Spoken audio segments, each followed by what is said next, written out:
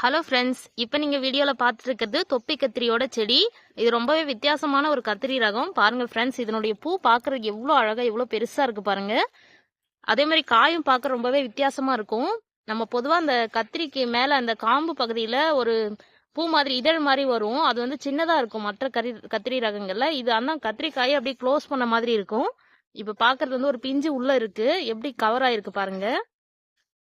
இது வந்து டொமேட்டோ பிரிஞ்சால்னு கூட சொல்லுவாங்க. ஏன்னா அதோட ஷேப் வந்து தக்காளியோட அமைப்பு மாதிரியே இருக்கும் அந்த காய் வந்து. ஆனால் இது வந்து ஒரு கத்திரி ரகம். பாருங்க, இலைகளோட அமைப்பை பாருங்க, ரொம்பவே வித்தியாசமான ஒன்று. பார்க்கறதுக்கே கொஞ்சம் வேற மாதிரி இருக்கும். நம்ம சாதாரணமாக பார்க்குற கத்திரி ரகத்துல இருந்து ரொம்பவே வித்தியாசமா இருக்கும் இது பார்க்கறதுக்கு. அதே மாதிரி ஒரு சுவையான கத்திரி ரகமும் கூட, ரொம்பவே டேஸ்டா இருக்கும்னு சொல்றாங்க. இப்பதான் நம்ம தோட்டத்துல ஃபர்ஸ்டா முதல் தடவையே இதை விதைச்சி இப்போ வந்து நல்லாவே வந்துட்டு இருக்கு செடி. கொத்து கொத்தா பூக்கள் வருது, எல்லாமே பிஞ்சுகளா மாறுது. இங்க பாருங்க, இங்க ஒரு பிஞ்சு இருக்கு, இங்க ஒண்ணு இருக்கு, அடுத்ததா ஒரு பூ இருக்கு. இது வந்து நேத்து பூத்த பூ. எல்லா விதமாவும் இருக்கு.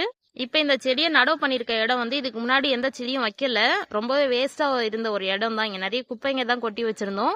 அதெல்லாம் எடுத்துட்டு இப்ப வந்து இது ஒரு பாத்தியா ரெடி பண்ணி நிறைய விதமான கலவையா செடிகள் நடவு பண்ணிருக்கேன். எல்லாமே செழுமையா வருது. ஏன்னா இது வந்து புதுசா இப்பதான் ஃபர்ஸ்ட் டைம் இங்க செடிகள் நடவு பண்றோம்.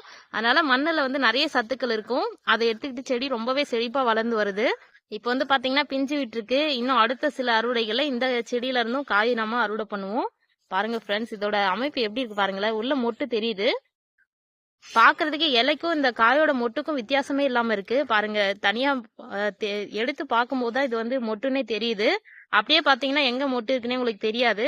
பூக்கள் மலரும் போதுதான் இதோட கலரை வச்சு இங்க வந்து பூ பூத்திருக்கிறதே தெரியுது. இதுல இருந்தும் நம்ம ஃபியூச்சர்ல விதைகளை சேகரிச்சு உங்களுக்கும் ஷேர் பண்றேன். ஓகே ஃப்ரெண்ட்ஸ், நம்மளோட சேனலை தொடர்ந்து பாருங்க. இதை அறுவடை பண்ணும்போது அறுவடை வீடியோல பார்க்கலாம். Okay friends, thank you. Thanks for வாட்சிங்.